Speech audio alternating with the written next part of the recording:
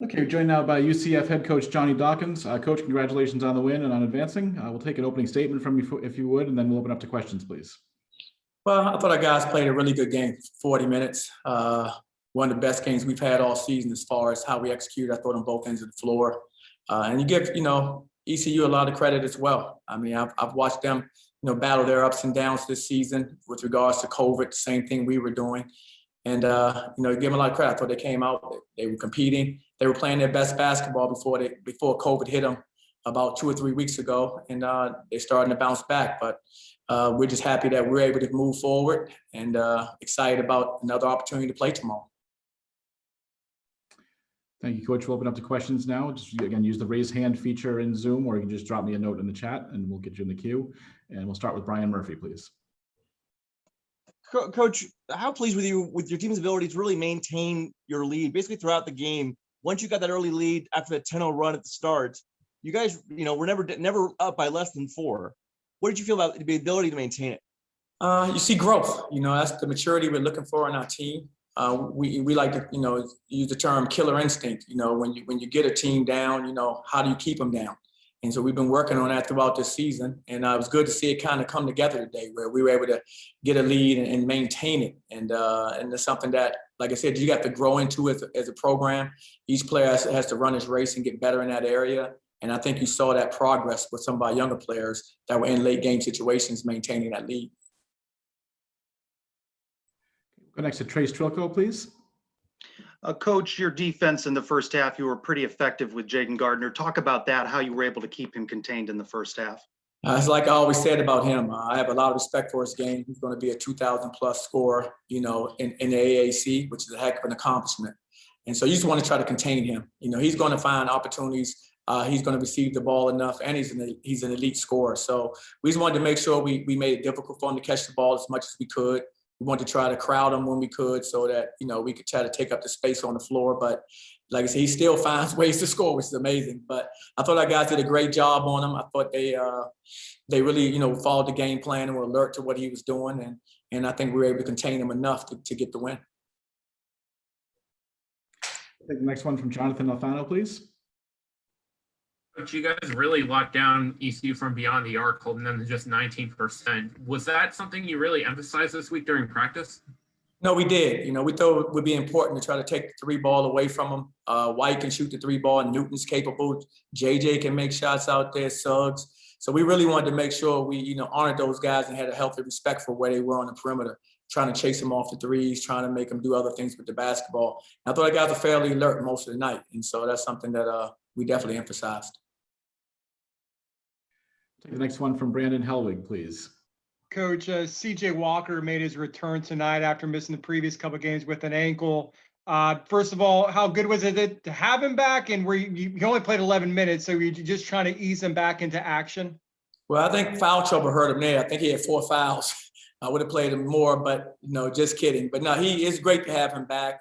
He's an integral piece of what we do, and we're excited to have him back on the floor. His versatility really helps us in a lot of areas defensively as well as offensively. So just good to have him back, good to have him healthy. Okay, we'll take another from Brian Murphy, please. Coach, we all know Brandon Mahan's a great 3-point shooter, 43% this season.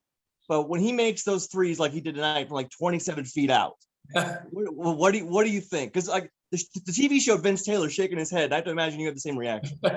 Well, I've seen him do it. I'm always fine with what I see guys do in practice, and he's done that in practice. So for me, I'm pretty easy. You do what you do in practice, and he makes those shots, in practice, enough where you can allow him to take a few of them.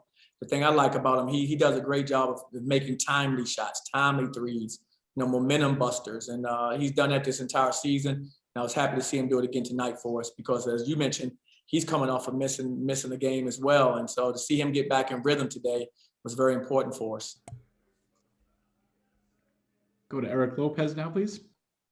Coach, how did it feel for you to be back on the court in a conference tournament settings after obviously last year game, getting canceled when you were getting prepared to play, back on the court here 2 years? What did it mean for you and the players to be back on the court playing a postseason game? Man, we were really excited. I mean, you remember last year we were in the locker room just like today, and we were about to go out and play the game, and they canceled the tournament.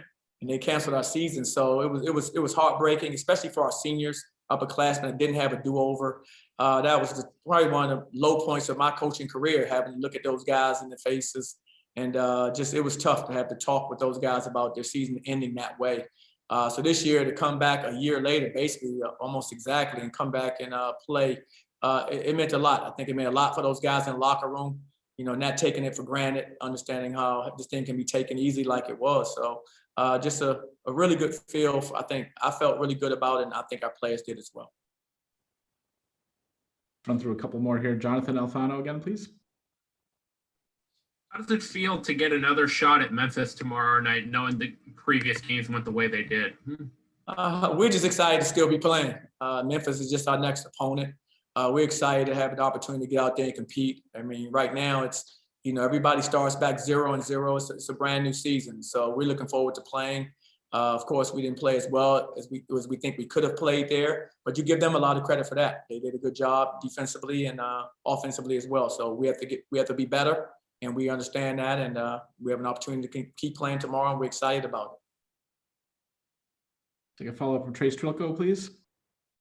Coach, Avery Diggs has really made the best use of his minutes down the stretch. Comes up with 12 tonight. Talk about the contribution he's making. You know what? He's been terrific for us. Even when he wasn't playing, he was practicing, and he kept working. And then when he got his opportunities, he made the most out of it. So I'm really proud of him and what he's capable of doing. I think his best basketball is still ahead of him, even this season, if we can keep going forward, because he does a great job offensively for us, especially anchoring our offense. We can play through him at times. He understands our system. So, with that experience, he becomes very valuable, and I'm just really proud of him for being ready for his opportunity, and he's definitely making the most out of it. Okay, we'll wrap it up with Brandon Hellwig and then Brian Murphy. We'll start with Brandon, please. Coach, what are your impressions of facing Memphis tomorrow? Obviously, it's been a few weeks since you played. I know they're coming off, they had a tough setback at Houston the other day. Just what's kind of your impressions, and what do you expect of Memphis tomorrow night as a team-wise? A talented basketball team, going to come out and play with a lot of energy, come out pressing. They press for almost 40 minutes. They're very active. They're long defensively. We have to make sure that we, play with poise. We have to be poised out there on the floor. We need to execute our press breaks well, and we need to make sure we're putting the ball in our guys' hands where they can operate. And so that's kind of what, offhand, I hadn't had a chance to watch a lot of them because we've been scouting East Carolina. But from what I recall, that's who they've been, and I don't see why they would change. Okay, and then last one from Brian Murphy, please. Okay, Coach, you talked about Avery, but also having Jamil Reynolds provide some points and good minutes there as well. How important are those two, especially against a bigger team like Memphis, especially going up against a guy like Musa Cisse? No, absolutely. It's very important to have some depth at that center position because, of course, Cisse is one of the best bigs in our conference. He's a elite player. And so we need to make sure that we have guys that we can throw in the game and feel confident that they can compete. And I think both of our players are in that position. They both are playing well, and so that gives us some depth there, which we'll need. Coach Dawkins, thank you. We'll see you back here tomorrow. All right, guys, take care.